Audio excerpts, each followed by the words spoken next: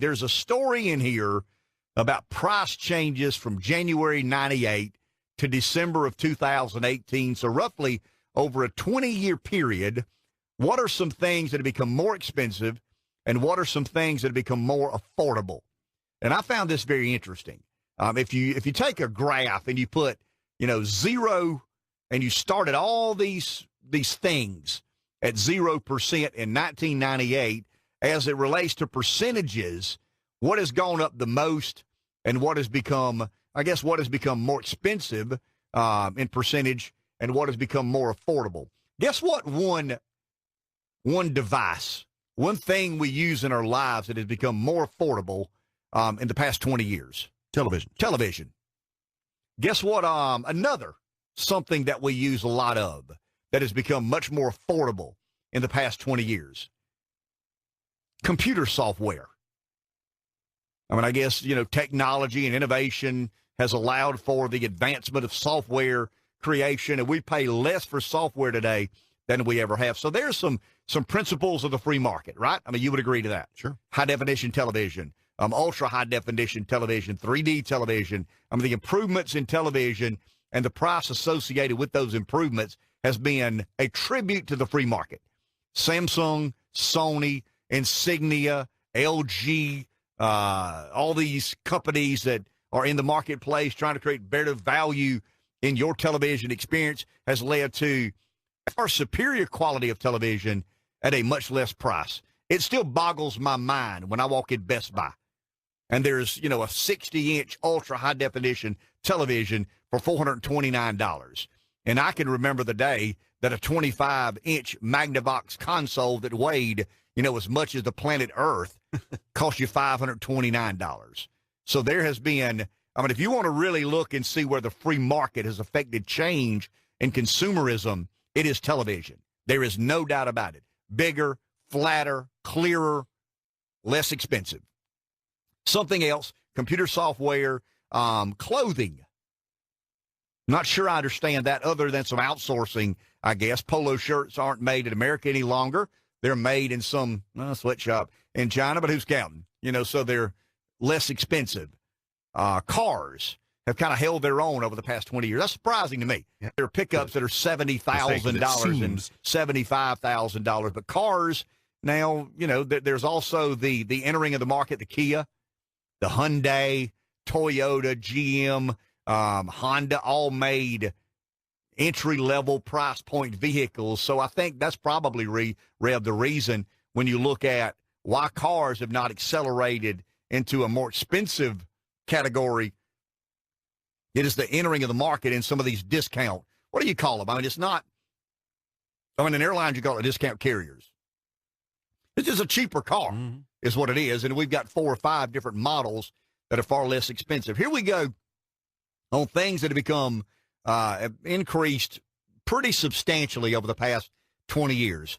Food and beverage has gone up about 60% over the past 20 years. Now, this is in relation to inflation. So if you categorize inflation and you account for, the overall inflation being 56% over the last 20 years, food is still 60% outpacing the rate of inflation. Housing is about 65%. Child care has gone up about 120%. But here we go. You ready? So child care has gone up 120%. Housing, 62, 63. Food and beverage, about 52, 53. Here's the 3, and we talk about them all the time. College tuition has gone up about 190% above the rate of inflation. That's taking into account inflation. It's still gone up about 190%. The only thing that has gone up more than college tuition in relation to education? College textbooks. I know this firsthand. We had an instance on my daughter does fairly well in college. In high school, and she's trying to kind of get ahead of the game a little bit. She's taking a college course, needed a textbook, the used textbook, not the new one. The used textbook was $140. The used textbook was $140. With all the technology we've got, why are we using textbook anyway? because somebody's lobbying education to make sure they can continue to sell a bunch of textbooks. We know why that's the case. And here's at about 220% healthcare. So I was wrong. All these years I've argued that college tuition increase, or the last few years I've argued that college tuition was the only thing that has outpaced healthcare.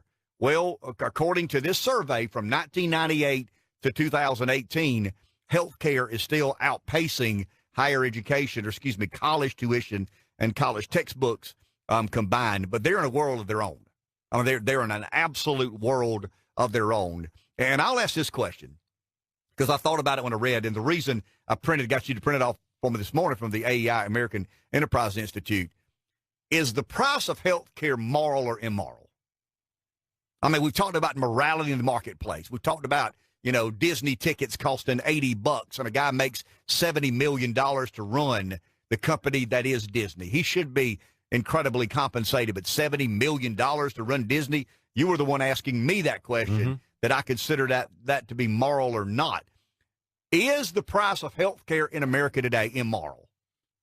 And that adds an interesting dynamic because you're talking about very personally people's health. Sure, absolutely. I mean, if you pay, we're telling you here that, these two are in another world. And I'm not using college education as an example because you can pick and choose whether you go to college or not. If you got kicked out of college today because you couldn't afford it, that's not the end of your life. If you couldn't afford health care, there may be some serious consequences. I understand that we got Medicaid that takes care of people who can't take care of themselves or won't take care of themselves in many cases. But the truest sense, in the truest sense of the model that is American health care today, is it immoral? Is the cost of health care in America today moral or immoral? I think that's a very fair question. Once again, I'm picking health care instead of college because of the obvious difference. One could be life and death. One could be a better job or not, a more advanced opportunity in the workplace or not. But it's probably not life or death. Healthcare could be. And is the amount of money we're asking the average American family to pay in relation to healthcare, is it moral? We know it's not the marketplace. We know it's not the free market. I mean, you're nodding your head. You accept that. Oh, yeah. I mean, there are very few free market principles involved in healthcare today. It's all about lobbying and government intervention and, the redistributing of healthcare dollars from one. Cost shifting is what fancy schmancy people call it. Is the healthcare model in America today moral or immoral? Take a break. Back in a minute. Thanks to Spherion. Good morning, PD Live 95.